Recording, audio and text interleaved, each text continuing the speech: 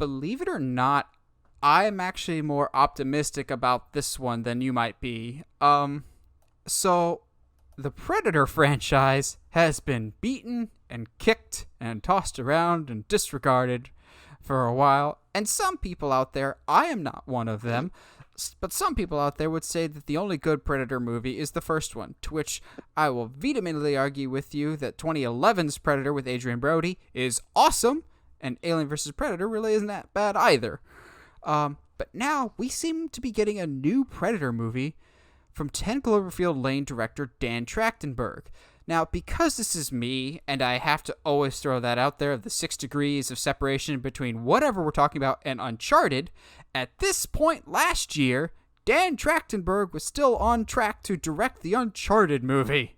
He was the last director to leave the project before we have the director that we have now that finished production with Ruben Fleischer. Just as soon as I saw Dan Trachtenberg, I was like, oh, you're the Uncharted guy that left for creative differences. I should know him from 10 Cloverfield Lane. Good movie.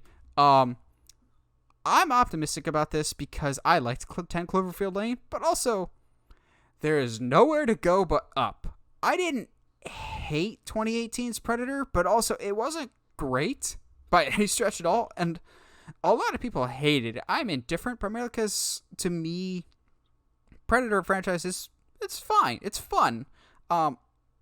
It's never anything special to me. I just didn't grow up with it. I watched it late. Even the original Predator, I think, is a fun movie, but nothing spectacular except for some fantastic creature design. But I think this is a good thing overall. I'm more than anything shocked that Disney is moving so quickly on this, because this is one of those franchises that they acquired when they bought 20th Century Fox.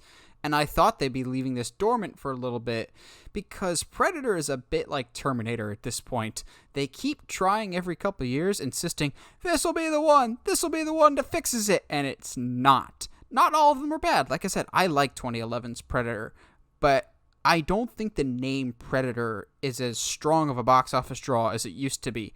However, I think there is one ingredient that could theoretically get butts back into seats, and after I say it, I'll toss it over to you, Michael. I think there's one bullet left in the chamber for the Predator franchise that they could theoretically salvage themselves with. Say it with me, everybody. Arnie coming back as Dutch. Yeah. It's not unprecedented. Jamie Lee Curtis coming back for Halloween. Neve Campbell coming back for Scream. Robert Englund coming back in some capacity for some story we'll talk about later. It is now a cool thing for actors to come back to franchises that they were once attached to. I bet you anything, Arnie comes back for this movie as Dutch in some capacity. Yeah, that would be certainly interesting. Obviously, it's reprisals as the Terminator. He is 72. He's not getting any younger, so this would be a time to do it. That would be very interesting. I don't know, in the same way that the Alien franchise could use Sigourney Weaver again, and not used in a horrible, bitter way. I'm bitter about the Predator franchise and Alien franchises the same. I'll stay on topic here, but I'm not really hopeful. But I will say you are 100% right. If that is the final bullet in the chamber and they fire that particular storyline out there, I'd be 100% on board. But I'm not going to react to hypotheticals at this point, because I really think the Predator franchise has been done pretty bad. I had fun with Predators with Adrian Brody. I did have fun with it. It's just that it's a genre just ill-defined, or at least a movie franchise very, very ill-defined. But I really do like the first one. It has a lot of, it's creepy. It is, I think, genuinely scary. The creature design is hideous, and I think that adds to it. And it harkens back to an era that just movie magic. It had just something about it. There was like that X factor with all of the cast, and I just haven't gotten that since. But Arnold was a big part of it. So I don't know. Here's to hoping. Which, at this point right now, which franchise do you think needs the CPR worse? The Predator franchise or the Alien franchise? Which franchise do you think is in a worse state? Oh, 100% Alien. Predator has been less carefree, has been more carefree for good reason. Alien franchise is unfortunately has been ruined a lot and scattered a lot by its own creator, with Ridley Scott. I Mm-hmm. love the way Ridley Scott's films look. They're shot so amazingly well. They have some of the best effects, um, but the storyline is just all over the place. And I'm a sucker for xenomorph. I'm a sucker for any sci-fi or aliens, any sort of extraterrestrial uses in film. I absolutely love. But yeah, Alien is on life support, and that whole thing just saddens me, to be honest. But Predator, I'm rather indifferent to. But the first one, come on, let's bring back the magic. And maybe if your theory's right, maybe the Fox merger can also bring back Alien in a good way too. I've told you this for many years, but I'll say it for our listeners. I think number one for Alien is, it's gonna suck for Alien fans to hear this, but the number one thing you need right now is nothing. You need time away Yeah, doing absolutely nothing. You need, absence makes the heart grow fonder. You need to be away from this franchise long enough for people to miss it again. Like, again, yeah, I just said it earlier, but Halloween, the reason why Halloween 2018 works so well is the last Halloween movie before it was in 2009, and the last good one was in 1998. So there was this long gap of people not getting the Halloween that they really, really wanted. So for Alien, unfortunately, right now, you've got to go a long way, I think, without it for a little bit for people to care about it again.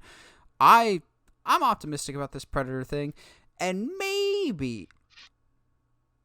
So here's where my craziness comes in. Got the tinfoil hat at the ready.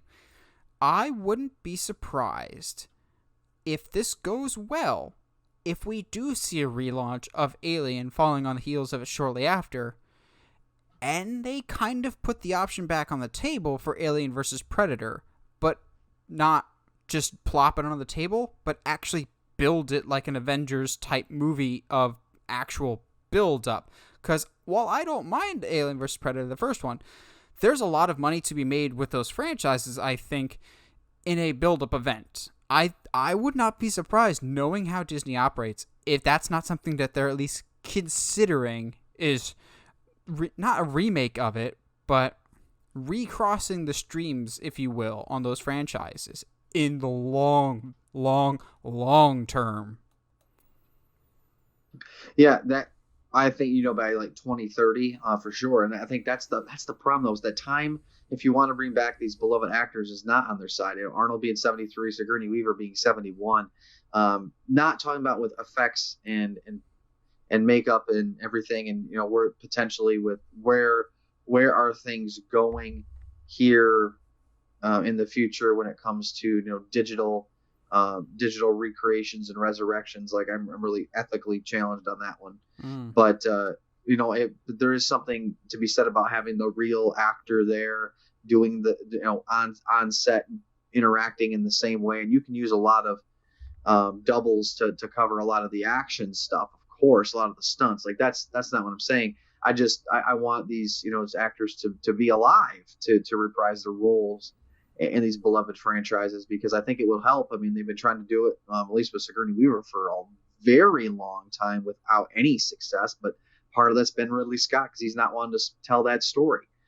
So I hope maybe in the distant future, if Disney holds their cards right, they don't like to do anything with any half effort, right? Because they want to be able to maximize profit, Well, and they unless it's the realize, sequel trilogy. yeah, but they did make a lot of money though. I mean, And that's the thing, shattered is the that, franchise in half until John Favreau and yeah, Dave Filoni came and back and came goes, back. Well, the thing is, they learned from their mistake there. I mean, they realized that they they learned had they they need to fire Kathleen Kennedy. well, well, I would say that they knew it's unfortunate for a studio to be self-aware, because they knew people were going to see them regardless. So their incentive is less than in a franchise like this that doesn't make a lot of money. So since they have them and they want to produce a film, they'll want to be very sure to put out a quality film, because they have a lot of data to go on what happens when you don't make a quality film with like the previous 8 films in these total franchises combined.